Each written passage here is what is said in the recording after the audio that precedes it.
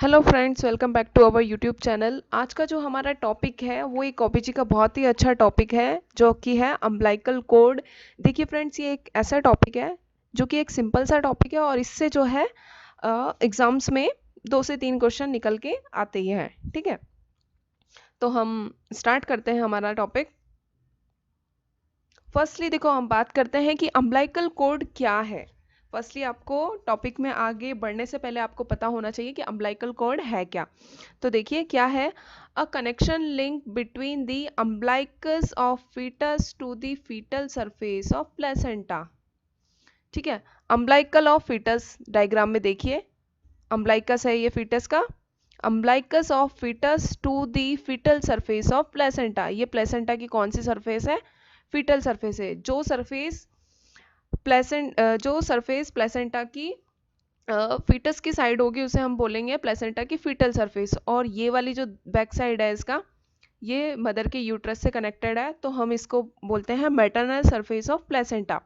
ठीक है, but umbilical cord का कनेक्शन क्या है? हमने देखा है, a connection link between the fetal surface of placenta, ये प्लेसेंटा की फीटल सरफेस हो गई, to the umbilicus of fetus, fetus के अम्बिलिकस से कनेक्टेड है। ठीक है, तो एक कनेक्शन लिंक है ये बिटवीन। देख रहे हैं आप, जो आपको ये दिख रही है स्ट्रक्चर डायग्राम में, अम्बिलिकल कॉर्ड। ओके, नेक्स्ट हम बात करते हैं। At the beginning of umbilical cord contain 4 vessels. जब अम्बिलिकल कॉर्ड का फॉर्मेशन होता है तब क्या होता है? बिगनिंग में, at the beginning 4 blood vessels होती है, 2 आर्टरी एंड 2 वेन्स। ठीक है, जब अम्बिलिकल कॉर्ड का फॉर्मेशन होने लगता है तब जो अम्बिलिकल ब्लड वेसल्स कितनी होती हैं? 4 होती है, उनमें से 2 तो आर्टरी होती है और 2 ही वेन होती है। But at the 4 month one umbilical vein disappear, so after 4 month umbilical cord contain only 3 vessels। देखिए क्या बोल रहा है, हमें इसमें टाइम दिया हुआ है और एग्जाम में क्वेश्चन जब पूछा जाता है तो इस तरह से पूछा जाता है कि जो एक ब्लड वेसल्स है वो कब डिसअपियर हो जाती है, तो उसमें हमें ऑप्शंस में मंथ्स दे देंगे। तो हमें याद रखना है कि जब तक फॉर्मेशन होता है उसके बिगनिंग से 3 मंथ तक जो है हमारे पास 4 ब्लड वेसल्स होती है, और जैसे ही 4 मंथ की स्टार्टिंग होती है तब एक ब्लड वेसल्स डिसअपियर हो जाती है। तो कौन सी वाली ब्लड वेसल्स डिसअपियर हो जाएगी? एक वेन हमारे पास डिसअपियर हो जाएगी और क्या बचेगा? सिर्फ हमारे पास 2 आर्टरी और एक वेन रहेंगे। ठीक है, अम्बिलिकल ब्लड वेसल्स रह जाएगी 3 और हमारे पास बचेंगी उसमें से 2 आर्टरी और एक वेन गायब हो जाएगी। ठीक है, ऐसे याद रख लीजिए, बच्चे के पास एक ही वेन है जिसमें 2 उसकी आर्टरी है। ठीक है, बट टाइम हमें याद रखना है कि कौन सा मंथ पर? 4 month, eight the beginning of 4th month जो है एक ब्लड वेसल्स डिसअपियर हो जाती है और हमारे पास सिर्फ 3 ब्लड वेसल्स बचती हैं जिसमें से 2 आर्टरी एंड 1 वेन। ठीक है, ये क्लियर है आपको? चलो नेक्स्ट हम आगे बढ़ते हैं। देखिए क्या होता है, umbilical artery carry deoxygenated blood from the fetus to the placenta. देखिए फ्रेंड्स क्या होता है, नॉर्मली हम देखते हैं आर्टरी का क्या काम होता है? ऑक्सीजनेटेड की ब्लड, ऑक्सीजनेटेड ब्लड सप्लाई करना। बट यहाँ पे क्या है, जो अम्बिलिकल आर्टरी है यहाँ जो है अगेंस्ट वर्क करती है। अम्बिलिकल आर्टरी है जो डीऑक्सीजनेटेड ब्लड को सप्लाई करती है टू दी फीटस से। क्या करती है? डीऑक्सीजनेटेड ब्लड, जो फीटल का डीऑक्सीजनेटेड ब्लड है वो लेके जाती है प्लेसेंटा पे। वहां पर क्या होता है, प्लेसेंटा के अंदर जाकर क्या होता है, न्यूट्रिशन जो है, ब्लड में न्यूट्रिशन आता है और वेस्ट प्रोडक्ट्स का एक्सचेंज होता है।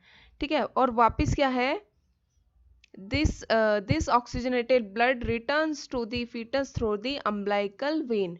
देखिए अम्बिलिकल वेन का काम होता है वैसे तो डीऑक्सीजनेटेड ब्लड लेके आती है, बट ये हर्ट की बात है, बट यहाँ पे हम उल्टा देख रहे हैं। तो क्या होता है, फीटस के पास देखो क्या है, एक्सचेंज का प्रोसेस हो ही नहीं रहा, फीटस के लंग्स जो है मैच्योर नहीं है, तो वहाँ पे कुछ भी प्रोसेस नहीं होगी। तो कहाँ पे जो है फीटस का ब्लड जो है एक्सचेंज होगा, वहाँ पे कहाँ पे उसे न्यूट्रिएंट वगैरह सप्लाई मिलेगी? वो है प्लेसेंटा में। तो सबसे पहले जो हमारी अम्बिलिकल आर्टरी है वो डीऑक्सीजनेटेड, फीटस का डीऑक्सीजनेटेड ब्लड लेकर जाती है प्लेसेंटा पे, और वहाँ पे जो है ब्लड का न्यूट्रिएंट्स का एक्सचेंज होता है और वहाँ से जो ऑक्सीजनेटेड ब्लड है वो थ्रू दी अम्बिलिकल वेन वापस फीटस के पास आ जाता है। ठीक है, क्लियर है। नेक्स्ट देखते हैं, blood vessels of cord are surrounded by a gelatinous substance. देखिए ये क्वेश्चन भी एग्जाम्स में पूछा जाता है कि एक जो ब्लड वेसल्स जो होती है, अम्बिलिकल ब्लड वेसल्स जो होती है वो एक जिलेटिनियस सब्सटेंस से कवर होती है। जो हमारी लास्ट में 3 ब्लड वेसल्स बच जाएगी वो एक जिलेटिनियस सब्सटेंस से कवर होती है जिसको हम बोलते हैं वॉटन्स जेली। ठीक है, क्वेश्चन आता है एग्जाम्स में वॉटन्स जेली के ऊपर। ठीक है, तो जो हमारा इसका आंसर रहेगा वो क्या रहेगा, वॉटन्स जेली। एक जिलेटिनियस सब्सटेंस से ब्लड वेसल्स कवर होती हैं, उसे हम बोलते हैं वॉटन्स जेली। देखिए फ्रेंड्स, नेक्स्ट बात करते हैं, what is the normal length of umbilical cord. इस पे क्वेश्चन बनता है कि नॉर्मल लेंथ क्या होती है अम्बिलिकल कॉर्ड की। तो हम बात करते हैं, मिनिमम 30 to 100, 30 सेंटीमीटर इसकी मिनिमम है और मैक्सिमम 100 सेंटीमीटर, और एवरेज हम मानते हैं 50 सेंटीमीटर।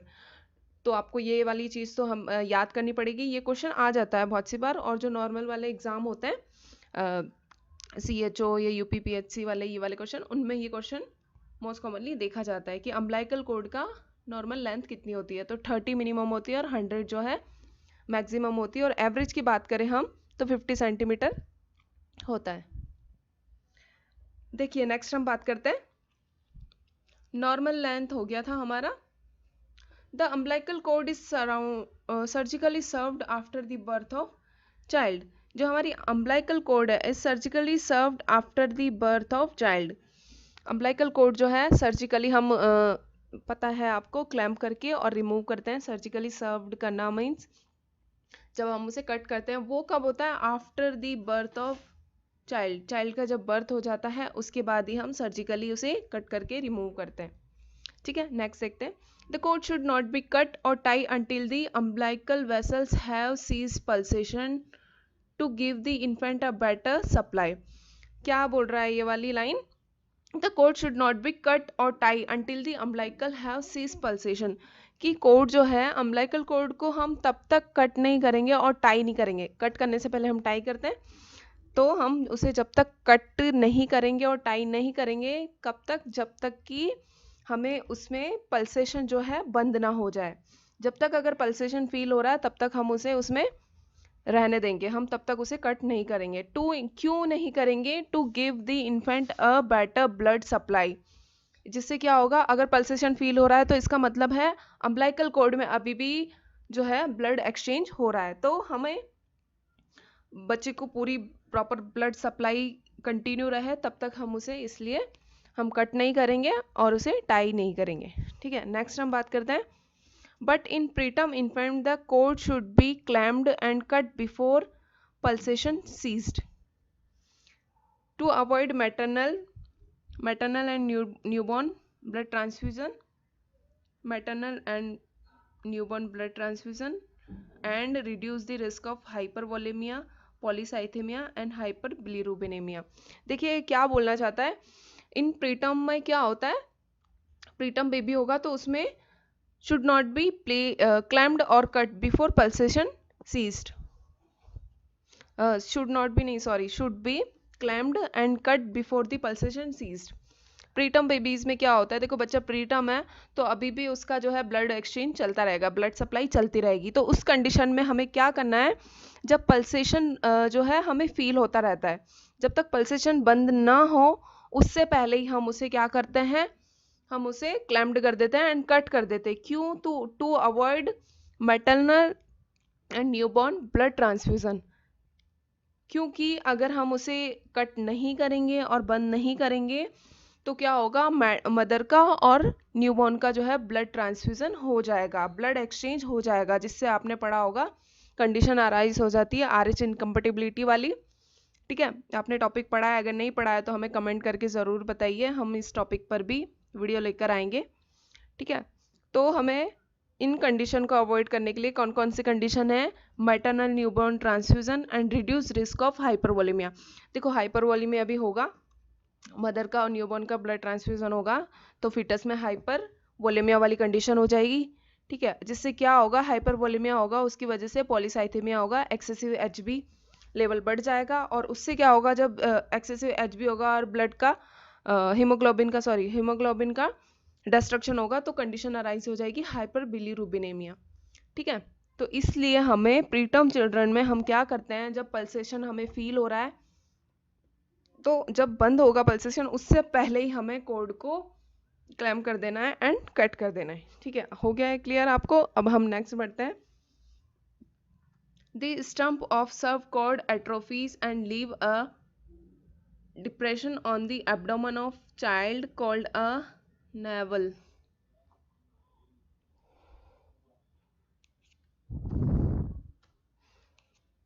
Called a navel और umbilicus.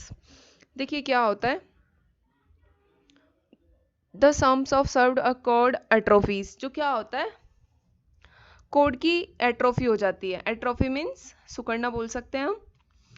कोड जो होती है हमारी अम्बलाइकल कोड जो है आफ्टर बर्थ जो है उसकी एट्रोफी हो जाती है एंड लीव अ डिप्रेशन, वहाँ पे एक डिप्रेशन कॉज करती है एब्डोमन पर, on the abdomen of child, एक डिप्रेशन कॉज करती है। तो उसको जो डिप्रेशन होता है उसको बोलते हैं हम नेवल और अम्बलाइकस, ठीक है। वहाँ पर एक डिप्रेशन जो हमारी स्टम्प है अम्बलाइकल कॉर्ड का, जो लास्ट पार्ट है जहाँ से हमने कट किया था, वो क्या होने लगता है, आफ्टर बर्थ एट्रोफी उसकी होने लगती है, तो वहाँ पर एक डिप्रेशन हो जाता है। उस डिप्रेशन को हम बोलते हैं नेवल और अम्बलाइकस, जो कि जो बेबी है उसके एब्डोमन पर होता है, ठीक है। अब हम नेक्स्ट बात करते हैं एबनॉर्मलिटीज़ की, कि अम्बलाइकल कॉर्ड की क्या क्या एबनॉर्मलिटीज़ होती है, और एबनॉर्मलिटीज़ पे क्वेश्चन भी बनता है, तो देखते हैं क्या होता है। फर्स्टली हम देखते हैं seen false knot due to unequal distribution of Wharton's jelly. देखिए फ्रेंड्स क्या होता है, हमने वॉटन्स जेली देखी है। क्या है वॉटन्स जेली? अम्बलाइकल ब्लड वेसल्स को कवर रखती है, ठीक है, वो वॉटन्स जेली है। तो क्या होता है, बहुत सी बार ऐसा होता है कि अम्बलाइकल कॉर्ड है तो वहाँ पे बहुत सारा वॉटन्स जेली जो है कलेक्ट हो जाती है, ठीक है, वहाँ पे अनइक्वल डिस्ट्रीब्यूशन हो जाता है वॉटन्स जेली का। तो जब हम देखते हैं तो हमें ऐसा लगता है कि जैसे वहाँ पर कोई नॉट मीन्स गिठान बांध दी है, ठीक है, वो वाली कंडीशन होती है। तो उसकी वजह से जो है हमें एक नॉट जैसी फील होती है, तो उसे हम फॉल्स इन देखने को मिलता है अम्बलाइकल कॉर्ड का, ड्यू टू वॉटन्स जेली के अनइक्वल डिस्ट्रीब्यूशन की वजह से। नेक्स्ट देखते हैं शॉर्ट कॉर्ड, दो क्वेश्चन बनते हैं इससे, short cord and long cord, ठीक है। नाम से पता चल रहा है शॉर्ट कॉर्ड क्या होगी।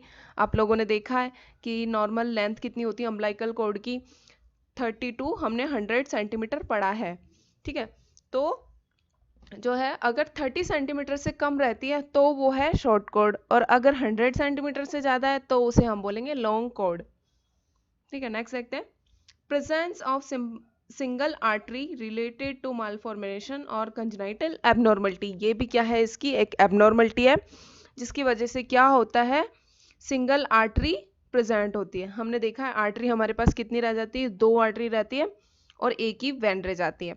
पर क्या होता है, ये डिसऑर्डर है जिसमें क्या होता है हमारे पास सिर्फ सिंगल आर्टरी होती है, ठीक है। नेक्स्ट बात करते हैं लॉन्ग कॉर्ड में cause loop around the neck which start to develop about 12 weeks of pregnancy, ठीक है फ्रेंड्स। क्या होता है इसमें, जो हमारी लॉन्ग कॉर्ड हो जाती है वो क्या होती है, एक लूप बना लेती है फीटस के नेक के अराउंड में, ठीक है। नेक के अराउंड में, फीटस का नेक हो गया, उसके अराउंड में क्यों है अम्बलाइकल कॉर्ड एक लूप बना लेती है, ठीक है, जो कि कब स्टार्ट होता है, ये वाली कंडीशन डेवलप होती है अबाउट 12 वीक ऑफ प्रेगनेंसी, जब प्रेगनेंसी 12 वीक की हो जाती है तब जाके ये वाली कंडीशन अराइज हो जाती है, ठीक है। ओके फ्रेंड्स, तो ये हमारा टॉपिक जो है कंप्लीट है। इसमें से जो भी क्वेश्चन हैं वो हमने डिस्कस कर लिए कि क्वेश्चन कहाँ कहाँ से बनते हैं। तो आपको हमारा वीडियो कैसा लगा हमें कमेंट करके ज़रूर बताइए। Thank you.